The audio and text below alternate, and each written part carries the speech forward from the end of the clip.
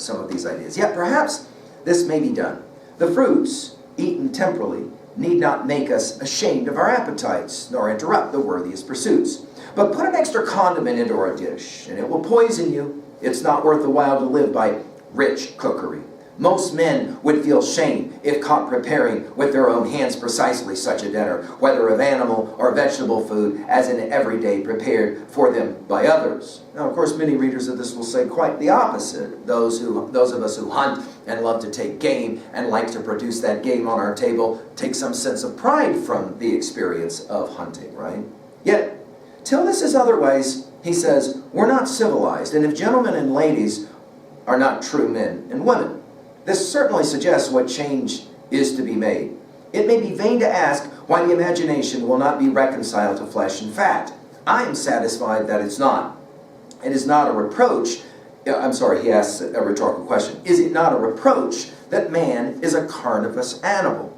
True, he can and does live in a great measure by preying on other animals, but this is a miserable way, as anyone who will go to snaring rabbits or slaughtering lambs may learn. And he will be regarded as a benefactor of his race, who shall teach man to confine himself to more innocent and wholesome diet. It's interesting he uses the word innocent here, right? Whatever my own practice may be, I have no doubt that it's part of the destiny of the human race in its gradual improvement. Here's Thoreau now as prophet. In its gradual improvement, to leave off eating animals as surely as the savage tribes have left off eating each other when they came in contact with the more civilized. It's an interesting prediction. He says someday all humans will have evolved to the point where they no longer will eat any kind of flesh of any type.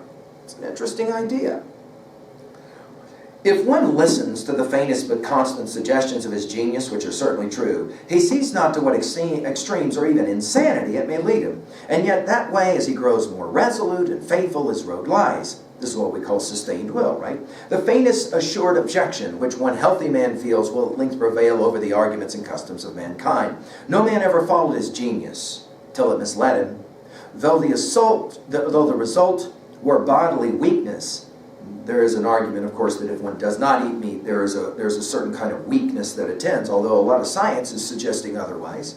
Though the result were bodily weakness, yet perhaps no one can say that the consequences were to be regretted, for these were a life in conformity to, and then he says it, higher principles. Now, of course, higher laws is what he calls this, but principles is the word he uses here. If the day and the night are such that you greet them with joy, and life emits a fragrance like flowers and sweet-scented herbs, is more elastic, more starry, more immortal, that is your success. All nature is your congratulation, and you have cause momentarily to bless yourself. You can be your own priest, even. The greatest gains and values are farthest from being appreciated. We easily come to doubt if they exist. We soon forget them, as we have said. The only sin is to forget, for Thoreau. They are the highest reality. Perhaps the facts most astounding and most real are never communicated by man to man. The true harvest of my daily life is somewhat as intangible and indescribable as the tints of morning or evening. It's a little stardust, caught a segment of the rainbow, which I've clutched, and we're back now to rainbows from the earlier chapter. He says it this way, yet for my part, I was never unusually squeamish. I could sometimes eat a fried rat with a good relish if it were necessary. So notice, epistemologically, he'll move back and forth from a seemingly absolutist position of vegetarianism to then admitting, well, sometimes, right? He says it this way, I'm glad to have drunk water. Now he's going to move from eating to drinking. He says, I'm glad to have drunk water so long for the same reason that I prefer the natural sky to an opium eater's heaven. He says, I would fain keep sober always. And now he's going to talk about why we shouldn't drink alcohol, right? And there are infinite degrees of drunkenness. I believe that water is the only drink of a wise man. Wine is not so noble a liquor. And think of dashing the hopes of a morning with a cup of warm coffee. For the Starbucks lovers in the house, this is hard to read, right? Or of an evening with a dish of tea. Even music may be intoxicating. Such apparently slight causes destroy Greece and Rome and will destroy England and America. At no point in Walden, it seems, does Thoreau become more prophetic than here. And he says, what will take down Europe, England, and America will be the same thing that took down the Greeks and the Romans filling the appetite. And you can go back and look at our lectures on Plato's Republic, Book 8, and the whole notion of declension of state, and the idea that the democratic individual, after, of course, the aristocratic individual, falling to the timocratic individual, to the oligarchic individual, to the democratic individual, is that there's full license. There is no restraint. One can have whatever one wants, and when everyone wants what one wants and tries to get it, the state will fall. That's Plato's view, and it seems as if Thoreau's playing the same kind of game. He says, why should one not be intoxicated by the air that he breathes? He says, I found it to be the most serious objection to coarse labors being continued, long continued, that they compel me to eat and drink coarsely also. But to tell the truth, he says, I find myself at present somewhat less particular in these respects. He's willing, in other words, to admit that he's not going to be an absolutist in some of these positions he's holding. He says, I carry less religion to the table, ask no blessing. Not because I'm wiser than I was, but I am obligated to confess because however much it is to be regretted with years, I've grown more coarse and indifferent. Perhaps these questions are entertained only in youth, as most believe of poetry. My practice is nowhere. My opinion is here. Nonetheless, I'm far from regarding myself as one of those privileged ones to whom the Veda refers when it says that, quote, he who has true faith in the omnipresent Supreme Being may eat all that exists, end quote. That is not bound to inquire what is his food or who prepares it, or even in their case, it is to be observed, as a Hindu commentator has remarked, that the Veda limits this privilege to the, quote, time of distress, end quote. In other words, Thoreau seems to suggest that it's less about what you eat, and it's more about the attitude with which you eat, or it's less about what you drink and more about the attitude with which you drink. Moderation might be his argument in this regards as well. And then he will quote Xing Xiu, the famous Chinese philosopher, the soul not being mistress of herself, one looks and one does not see, one listens and one does not hear, one eats and one does not know the savor of food, end quote. He who distinguishes the true savor of his food can never be a glutton. He who does not cannot be otherwise. He says, not that food which entereth into the mouth defileth a man, but the appetite with which it is eaten. And then a few lines later he says, the wonder is how you and I can live this slimy, beastly life, eating and drinking. Slimy, beastly life, sounding very much like Hobbes and Leviathan, talking about how human condition is disgusting in all ways. He says our life is startlingly immoral. And it's here that he will become maybe his most, is it dogmatic, mystic? Our life is startlingly immoral. There is never an instant's truce between virtue and vice. Goodness is the only investment that never fails. In the music of the harp which trembles round the world, it is the insisting on this which thrills us. And it's interesting, he'll mention harps here, and he'll have flutes at the end of this chapter with John Field. The harp is the traveling partner of the universe's insurance company, recommending its laws. Now here we are with higher laws. And our little goodness is all the assessment that we pay. Though the youth at last grows indifferent, the laws of the universe are not indifferent, but are forever on the side of the most sensitive. Listen to every zephyr for some reproof, for it is surely there, and he is unfortunate who does not hear it. We cannot touch a string or move a stop, but the charming moral transfixes us. Many an irksome noise go a long way off, is heard as music, a proud, sweet satire on the meanness of our lives. We are conscious of an animal in us, which awakens in proportion as our higher nature slumbers. So again, this notion that we are animals until we choose to be otherwise. It is reptile and sensual, and perhaps cannot be wholly expelled like the worms which even in life and health occupy our bodies. Possibly we may withdraw from it, but never change its nature. I fear, he says, that it may enjoy a certain health of its own, that we may be well, yet not pure. A few lines later, he quotes Mencius, the famous Chinese philosopher. Again, notice Thoreau quoting these guys as if everyone who's reading Walden would know who they are.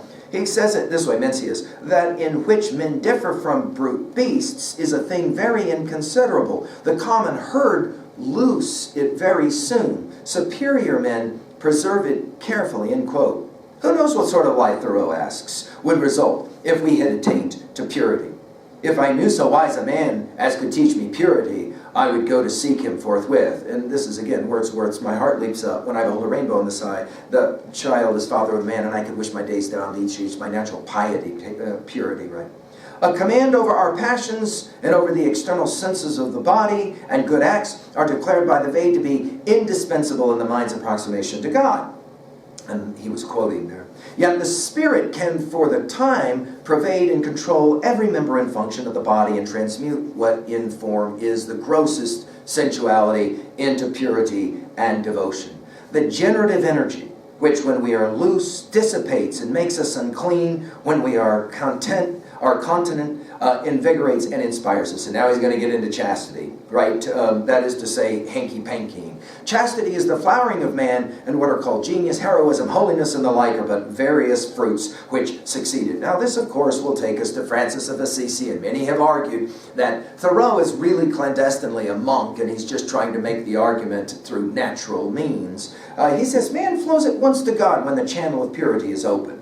By turns our purity inspires, and our impurity casts us down. He is blessed who is assured that the animal is dying out in him day by day, and the divine being established. St. Augustine in his later years could have written a line like that. Perhaps, he says, there is none but has cause for shame on account of the inferior and brutish nature to which he has allied. I fear that we are such gods or demigods only as fauns and satyrs, the divine allied to beasts, the creatures of appetite, and that to some extent our life is our disgrace. He says all sensuality is one, though it takes many forms. All purity is one. It is the same whether a man eat or drink or cohabit or sleep sensually. They are but one appetite, and we only need to see a person to do one of these things to know how great a sensualist he is. Now, of course, any number of readers have pointed out, wait.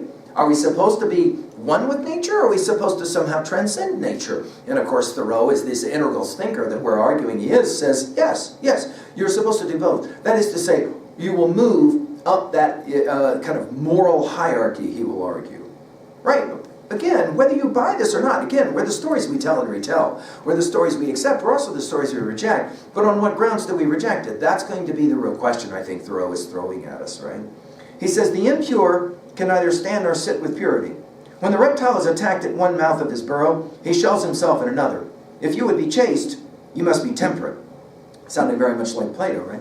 What is chastity? How shall a man know if he's chaste? He shall not know it. We have heard of this virtue, but we know not what it is. We speak comfortably to the rumor which we've heard. From exertion come wisdom and purity. From sloth, ignorance and sensuality. In the student, sensuality is a sluggish habit of mind. An unclean person is universally a slothful one who sits by a stove, whom the sun shines on prostrate, who reposes without being fatigued. If you would avoid uncleanliness and all the sins, work earnestly, though it be at cleaning a stable. Now this will remind us, of course, of Booker T. Washington's Up From Slavery, when he sweeps his floor 3 times to make sure it's done well. This is Thoreau as well. That is to say, whatever you find to do, referencing obviously the biblical phrase, whatever your hand finds to do it with all of your good virtue, all of your might, right? Your ability.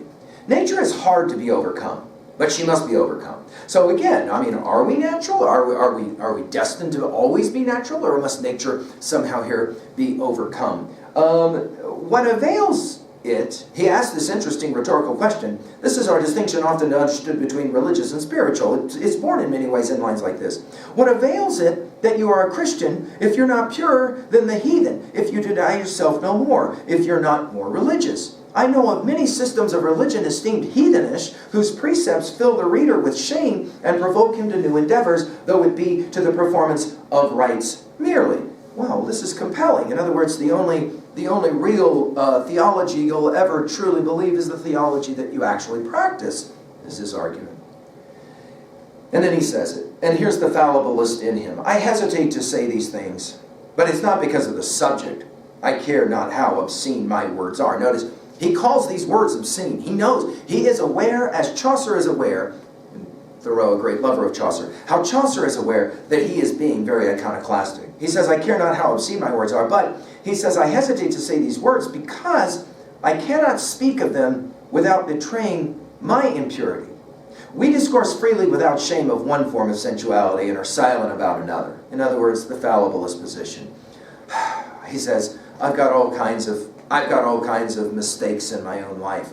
He says we are so degraded that we cannot speak simply of the necessary functions of human nature.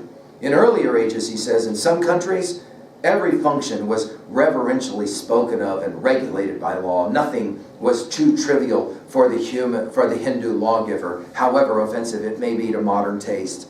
He teaches how to eat, drink, cohabit, avoid excrement and urine, and the like, elevating what is mean, and does not falsely accuse himself by calling these things trifles. Every man, now to finish, this really classic chapter.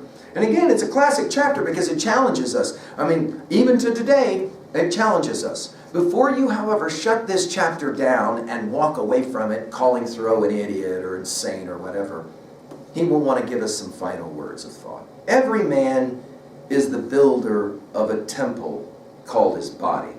To the God he worships after a style purely his own, nor can he get off by hammering marble instead. You make your own art. You are your own art. You create your life both physically and spiritually, he'll argue. We are all sculptors and painters, taking us back, of course, to those lines about being able to sculpt or mold the very atmosphere, which morally he says in chapter 2 we can do. We're all sculptors and painters, and we think of Nietzsche as well, and eternal reoccurrence ideas here as well. And our material is our own flesh and blood and bones.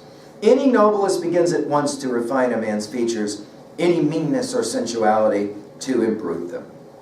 To what degree can you challenge yourself to be better? I think that's a fair question to ask, right? I mean, obviously some of the prohibitions here will seem too Puritan for modern, postmodern readers, but it is a fair question to ask, how could I live my life a little bit better, a little bit more authentic? And certainly Thoreau would say that's a good question to ask. We will finish what really is chapters 9, 10, and 11 with a return back to where we started with John Farmer. And of course we're thinking about field here as we play this game with John Farmer. That is to say every man, every human. John Farmer sat at his door one September evening after a hard day's work, his mind still running on his labor more or less. Having bathed, he sat down to recreate his intellectual man. It was a rather cool evening, and some of his neighbors were apprehending a frost.